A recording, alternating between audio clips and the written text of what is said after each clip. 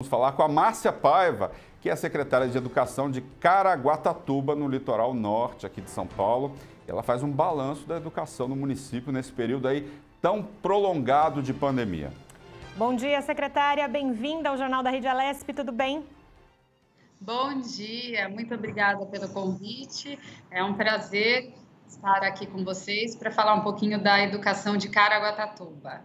Secretária, então, para a gente começar a nossa entrevista, quais os principais desafios desse ano de 2020, no momento em que crianças e adolescentes precisaram sair das escolas e ter a aula remota?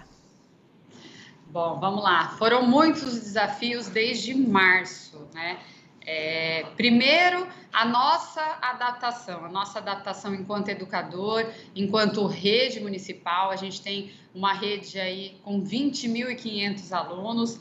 Então, quando a pandemia chegou, a gente não sabia quanto tempo iria durar e a gente começou a adequar tudo que a gente tinha primeiro de recesso e depois que a gente trouxe os recessos para o início da pandemia, que foi início de dia 23 de março, mais ou menos, se eu não me engano. E aí, consequentemente, a gente teve que pensar numa forma de trabalho com essas crianças, um trabalho remoto, um trabalho de reinvenção dos professores, um trabalho de aproximação dessas famílias, porque as crianças ficaram em casa e a gente precisava muito da participação das famílias para a gente continuar com o ensino de alguma forma lá nas casas das crianças. E claro, os professores tiveram muita dificuldade no início, nós tivemos muita dificuldade no início. Como nós poderíamos trabalhar com essas crianças, fazer a parte pedagógica, como seria feito esse acompanhamento das nossas equipes e como isso daria certo de verdade. Então, foi muito difícil no início, mas à medida que o tempo foi passando, a gente foi se adaptando, as escolas foram encontrando esse caminho. Aí as coisas foram acontecendo e acho que a gente teve alguns resultados positivos. Um segundo momento, que é a possibilidade de volta, né, Júlia, às aulas a partir de 2021. A gente está aí no meio de uma possível segunda onda da pandemia, né? Cada especialista fala aí que nós estamos aí entrando numa nova retomada aí do número de mortes e de casos, infelizmente. Como é que vocês vão planejar uma possível volta em 2021? Vocês vão esperar mais um pouco? Como que vai ser esse planejamento para o ano que vem? Bom, vamos lá. Nós estamos, sim, fazendo um planejamento de retorno para o ano que vem, mas sempre deixando de stand-by. Nós já estamos com as escolas preparadas, com os equipamentos de segurança. Nós temos um comitê que estuda esse plano de retomada, então a gente já discutiu muito os protocolos sanitários. Agora a gente está finalizando os protocolos pedagógicos, até mesmo seguindo o Plano São Paulo, com 30%. Mas agora, como você mesmo disse, a gente está vendo a volta, né, o aumento dos casos. Então, é uma situação mesmo que a gente só vai saber como será lá para janeiro, final de janeiro, comecinho de fevereiro, talvez. A gente vai ter que aguardar mesmo. Mas nós já estamos deixando tudo. Se retornarmos em fevereiro ou em março, como vai ser? Com os 35%, fazendo aquele rodízio, porque a gente sabe que a vacina não vai chegar, né? Não vai chegar a todos até lá. E também a gente tem essa preocupação, sim, com as atividades pedagógicas. Claro, a gente prioriza pela vida, pela segurança das nossas crianças. Neste ano a gente optou por fazer assim, nós fizemos inclusive uma consulta pública se nós deveríamos ou não retornar com as atividades presenciais esse ano, e o resultado foi que 88% não estavam seguros com o retorno, mesmo que em pouca quantidade. Então nós optamos por esse ano não voltar, mas o próximo a gente já precisa sim começar a pensar uma forma de retorno. A gente viu aí, acho que vocês também já devem ter acompanhado, algumas experiências de algumas escolas que retornaram com essa porcentagem e tiveram sucesso, poucos alunos, o rodízio, um tempo menor. Então, talvez esse seja o caminho mesmo para o próximo ano. Mas a gente vai ter que aguardar para ver como a doença vai se comportar de agora para frente, porque a gente tem visto esse aumento, tem nos preocupado. Mas isso não deixa a gente parado. Nós estamos fazendo o planejamento, deixando tudo pronto e de uma forma segura, mas a gente vai ver como o cenário vai ser a partir mesmo de janeiro, né? Janeiro, fevereiro. Secretária, é importante também a gente falar sobre a formação dos professores nesses últimos meses, né? Não só as crianças e adolescentes precisaram se adaptar com essa realidade de aula remota, mas também os professores saíram, né, da sua sala de aula, do seu ambiente. Como é que foi ou está sendo, né, essa questão com os professores aí em Caraguatatuba? Bom, quando tudo começou, nós deixamos isso muito à vontade para cada escola e cada professor. Justamente porque o professor, eu sei porque eu sou professora, né, de 20 anos aqui da rede municipal, então a gente está muito acostumada com aquele modelo, apesar de muito se discutir de tecnologia, de novidade, não era uma prática. Poucos tinham essa habilidade de utilizar a tecnologia. De repente chegou a pandemia, ou a gente modificava a forma de ensinar, ou então não tinha como a gente trabalhar. Então, a princípio, a gente deixou os professores e as equipes gestoras super à vontade. De que forma cada um conseguiria trabalhar? Ou através do WhatsApp, ou através de gravação de videoaula, do Google Class, ou através do e-mail, ou também atividade impressa, tem gente que conta histórias, então nós deixamos muito livre. Ao mesmo tempo, a gente tem aqui uma equipe de informática que trabalhou, sim, formação online com esses professores de utilização de ferramentas e também esse desenvolvimento que a gente deixou o professor livre, à medida que os outros iam fazendo, eles também foram buscando. Então, foi muito tranquila, uma evolução muito tranquila. Nós fizemos também uma capacitação emocional online em HTPC para deixar esse professor também mais seguro com tudo isso. Porque é muita novidade, muita mudança e a gente sabe que a pandemia ela trouxe primeiro para a gente, enquanto ser humano, o medo dessa doença, que até hoje é desconhecida, a gente não sabe quem vai pegar e quem vai pegar, o que vai acontecer, e ao mesmo tempo o trabalho que deveria ser feito na rede. Então, teve esse choque, né, do eu e do meu trabalho. Então, nós fizemos um trabalho, sim, de deixar o professor tranquilo, do trabalho que seria possível, do que deveria ser feito. Então, ao mesmo tempo que nós deixamos o professor à vontade para se reinventar e se reencontrar, nós também, com a equipe da Secretaria Municipal de Educação, oferecemos formação online de utilização de ferramentas, demos todo o suporte. O professor quer gravar um vídeo e não sabe? Vem aqui que a gente ensina. Tem um setor de apoio pedagógico que também continuou. A gente montou um site da Secretaria Municipal de Educação. Os meus professores que trabalham aqui na Secretaria de Educação, que fazem parte do apoio pedagógico, forneceram atividades, mandaram para as escolas, deram todo esse suporte também para aquele professor que tinha mais dificuldade, ou para aquele também que queria complementar o trabalho.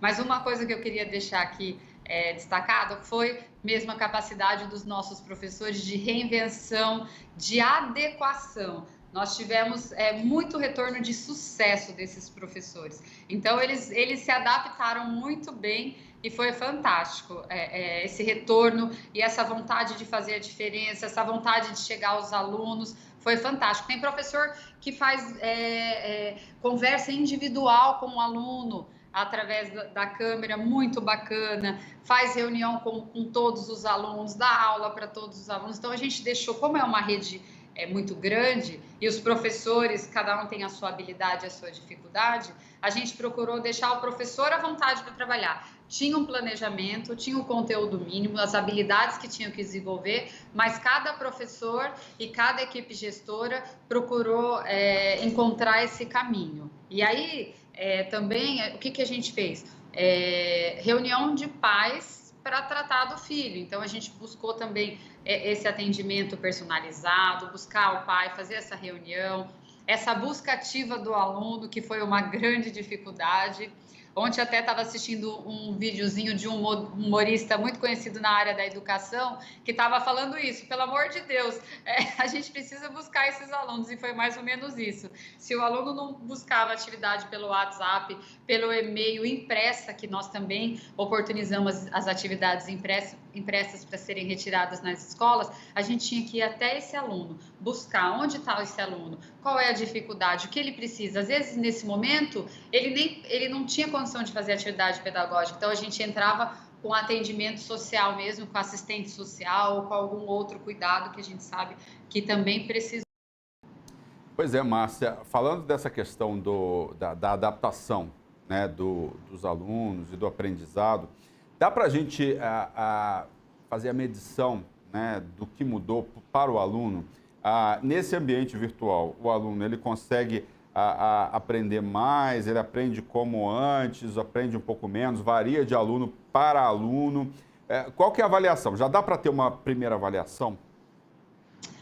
Olha, dá sim para a gente ter uma primeira avaliação. O que dependeu muito a aprendizagem dos alunos, com a nossa avaliação, primeiro, a participação da família, porque muitas crianças precisaram sim desses responsáveis para fazer esse acompanhamento, e também o próprio aluno que se dedicou e que fez mais, claro que ele aprendeu mais, mas nós só vamos saber exatamente como está a aprendizagem dos alunos quando retornarmos com as atividades presenciais. Para isso, a gente está preparando já uma avaliação diagnóstica para quando esses alunos retornarem, para ver o que foi aprendido e da onde a gente precisa partir para continuar essa aprendizagem.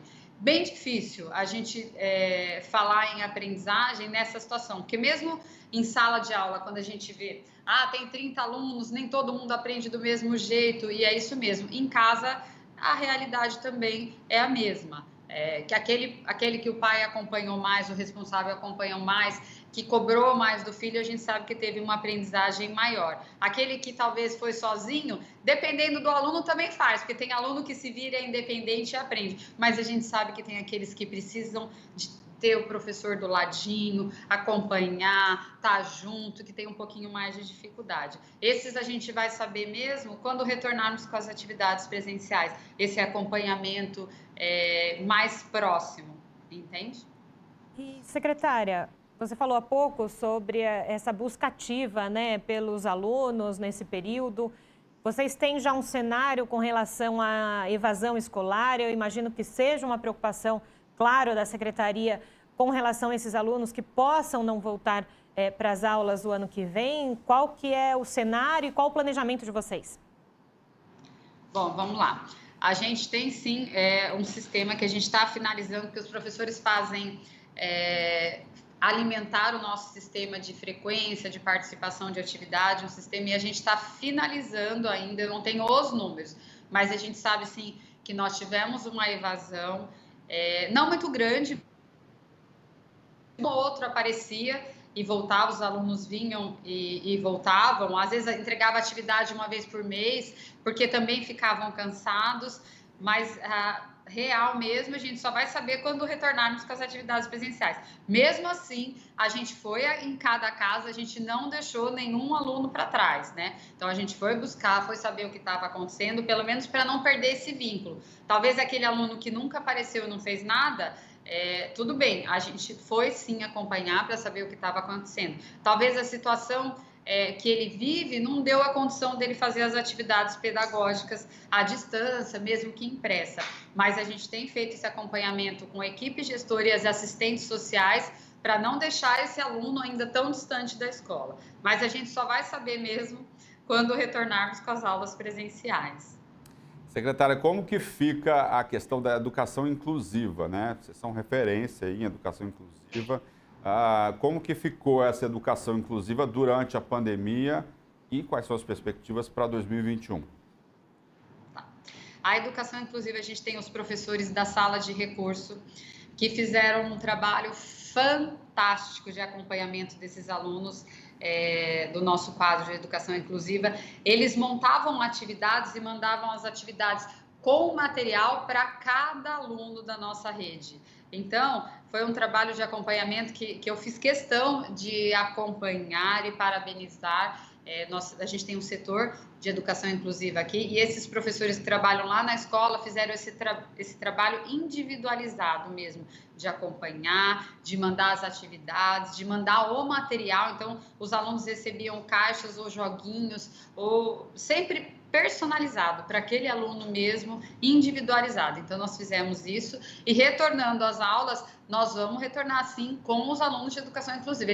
Nossa inclusão é mesmo referência e é referência porque nós fazemos uma inclusão. Não tem essa, aluno de inclusão sim, não. Eles vêm junto com nossos alunos normalmente. E o trabalho que a gente faz, que é diferenciado, o atendimento mesmo personalizado de acordo com o plano de ensino daquele aluno. Então, retornando às aulas, eles vão entrar mesmo nos 30%, se a gente decidir, que nós estamos sinalizando que vai ser assim, eles também vão retornar, se os responsáveis estiverem seguros, eles vão vir sim, claro, com os cuidados, com os especialistas e com tudo que eles precisam para estar junto, mas nosso trabalho de inclusão é de referência justamente por isso, porque a gente faz a inclusão, não tem essa, é diferente, para eles nada, nós mandamos sim as atividades diferenciadas, o material, porque eles precisavam desse atendimento, mas a gente faz um trabalho único na rede, então a inclusão, nós retornando o ano que vem, eles também vão entrar nessa situação dos 30%, 35%, ainda a gente está discutindo como vai ser isso.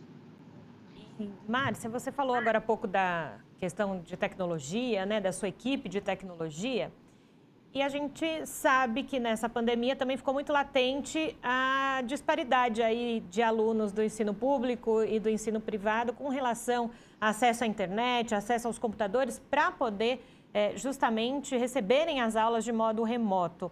Qual que é a sua análise hoje? Como, se você puder dar um raio-x de como funciona isso hoje em Caraguatatuba?